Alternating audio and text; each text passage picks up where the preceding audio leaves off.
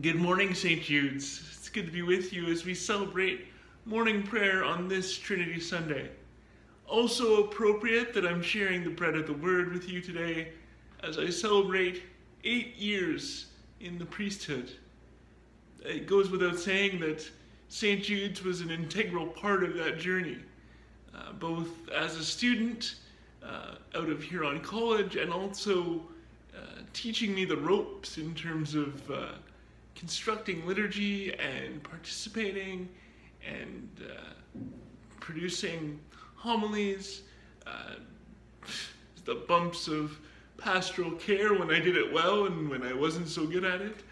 All of that, St. Jude's was very influential in making sure that I was well prepared, well trained, and given the whole time a sense of support and love. So thank you for that.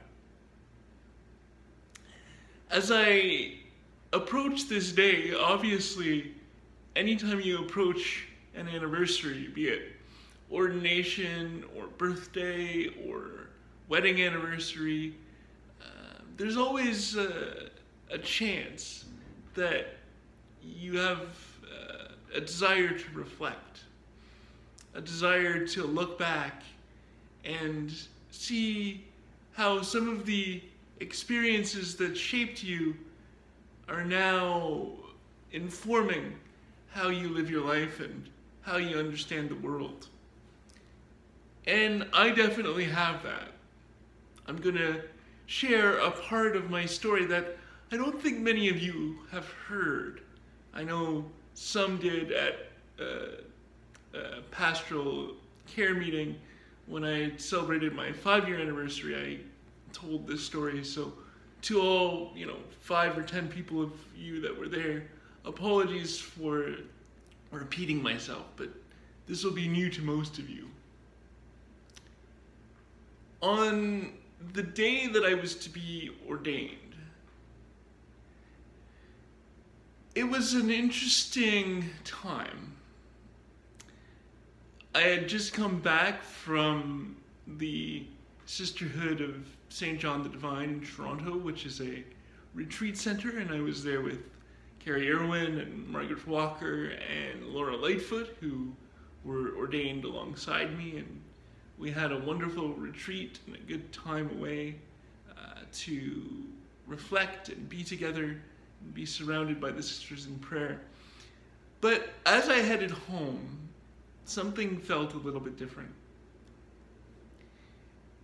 My ordination to the priesthood, of course, was the culmination of a dream that was long in the making. I was one of those weirdos that knew from a very young age, probably about 7 or 8, that being a priest was something that I wanted to do. And I was super excited. This was something that I had looked forward to for a long time. My family was excited for me to see that dream finally come true. And yet, there was a part of my heart that was broken. You see, about 2 months prior, right around my birthday at the end of April, I had broken up with my then girlfriend. This was somebody that I had dated only for 10 months or so, less than a year.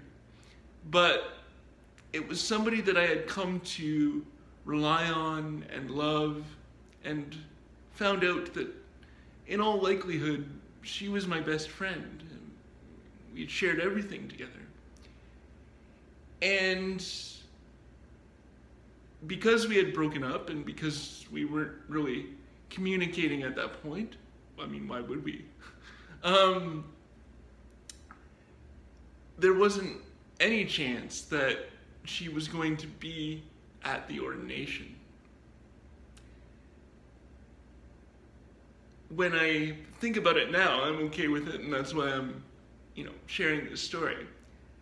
But at the time, this day of great joy and celebration and hope was overshadowed by a certain sense of sadness.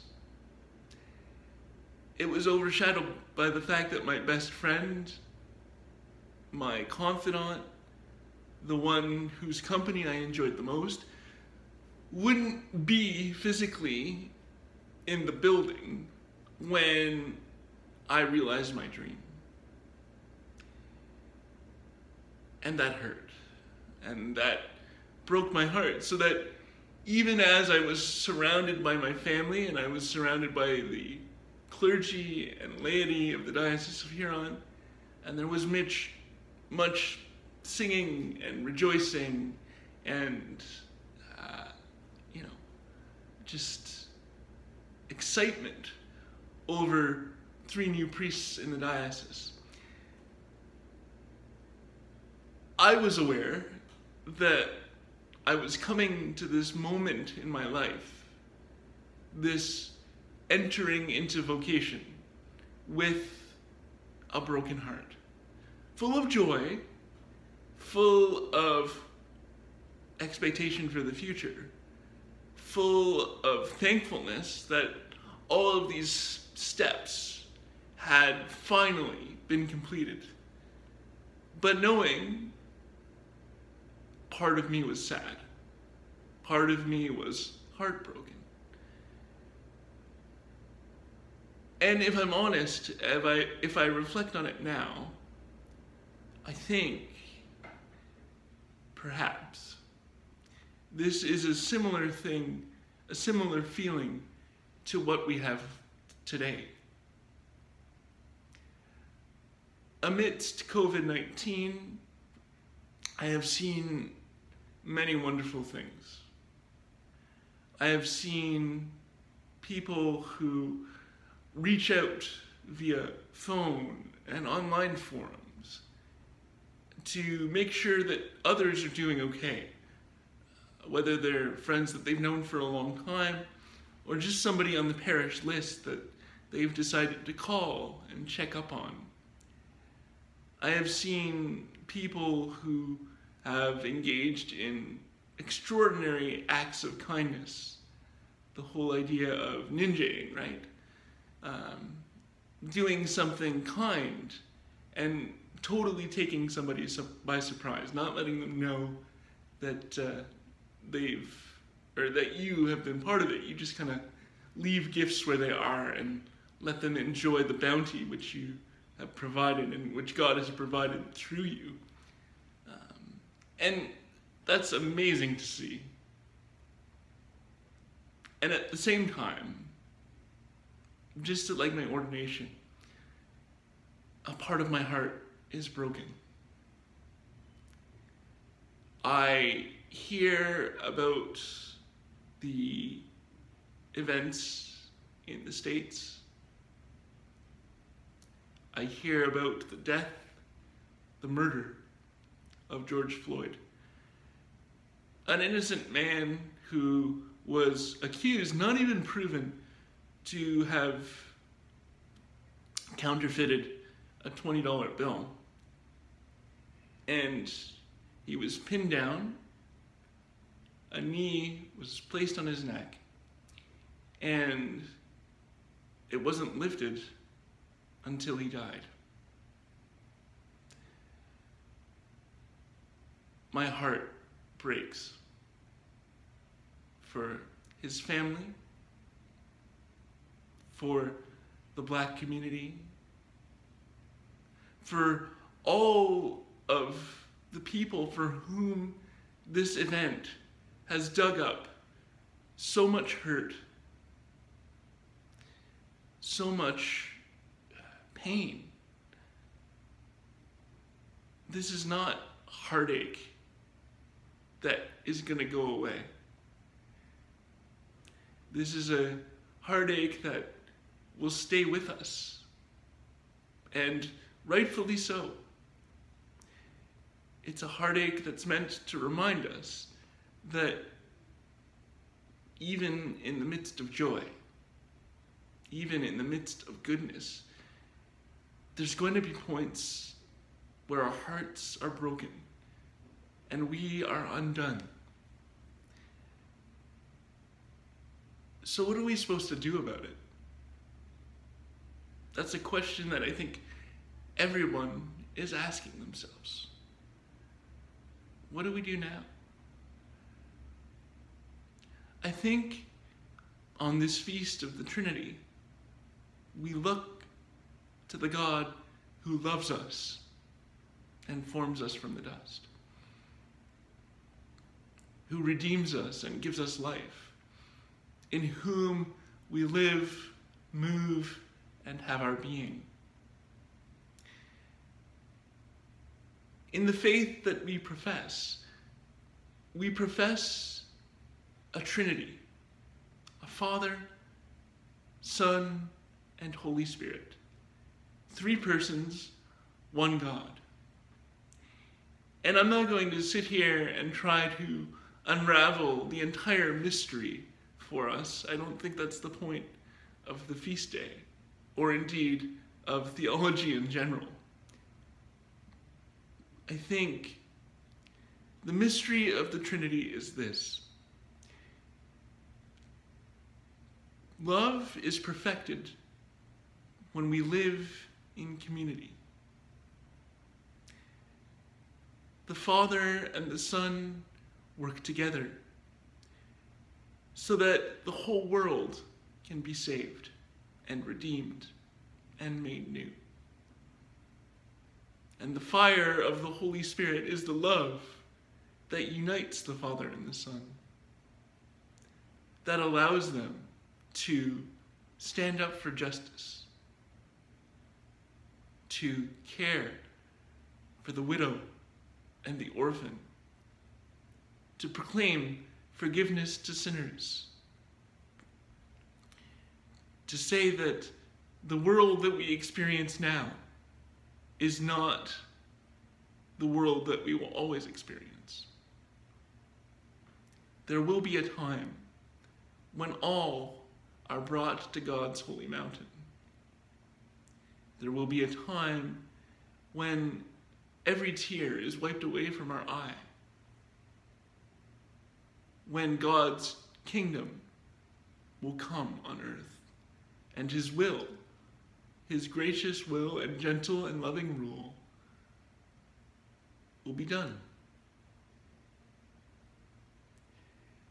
We, like the God whom we worship, are called to live in community.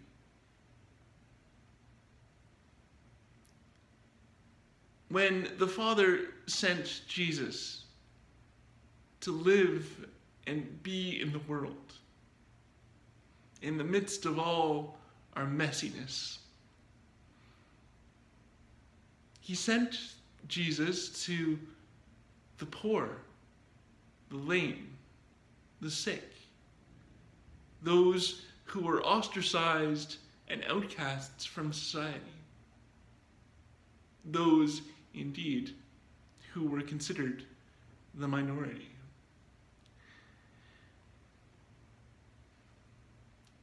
When we contemplate what the love of the Trinity means for us,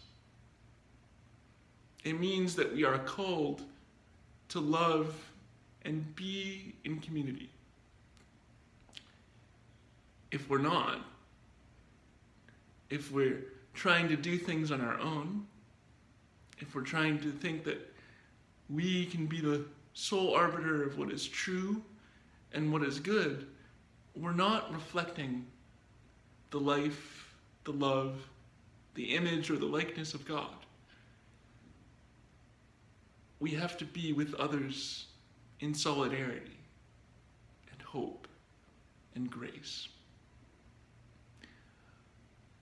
All lives don't matter until Black lives matter, until brown lives matter,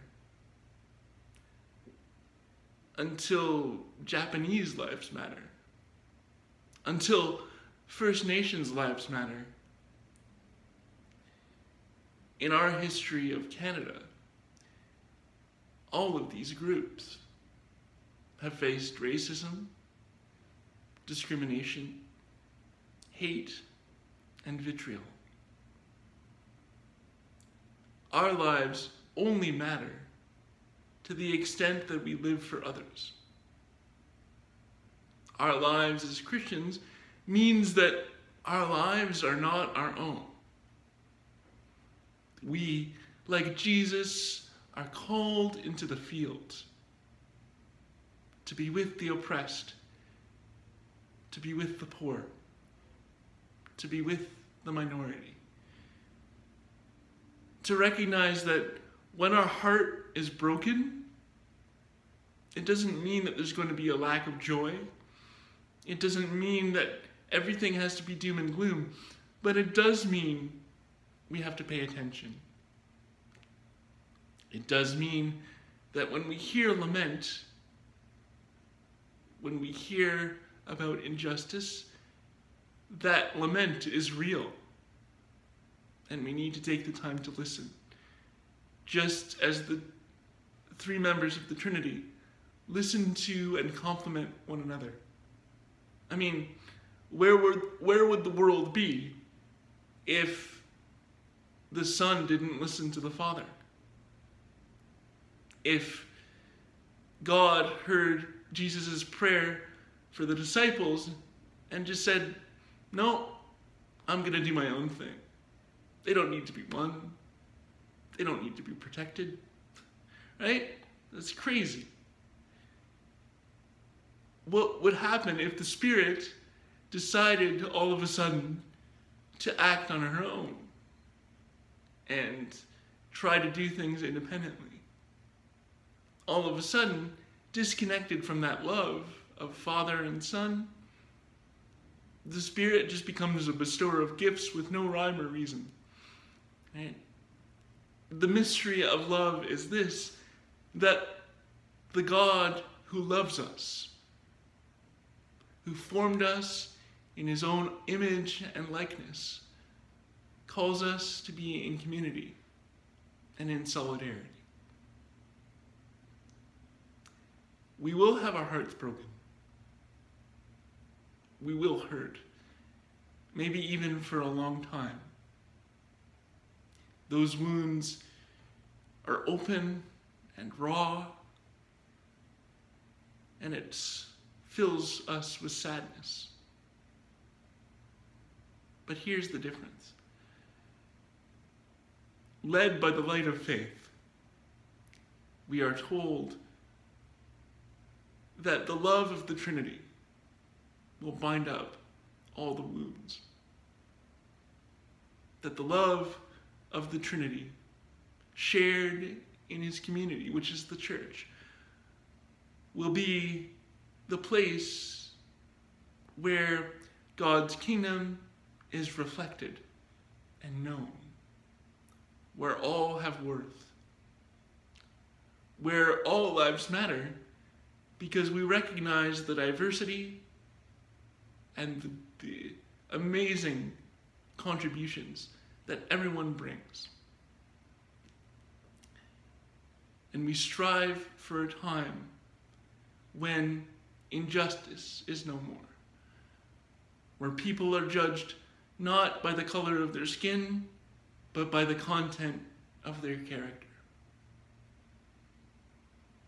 And so I pray today, in the midst of hurt and open wounds, that we will find healing together. That we will take the time to listen. That we will take seriously the call to faith that reminds us that our lives are not about us, our lives are not our own, but rather we are to be servants. Let me be your servant. Let me be the one who helps you through the darkness. And when I don't understand, teach me. I will listen. We all need to take the time to listen, to love, to act, all in accordance with the faith that Jesus calls us to, modeled by the cross, the empty tomb, and the love of Father, Son, and Holy Spirit. Amen.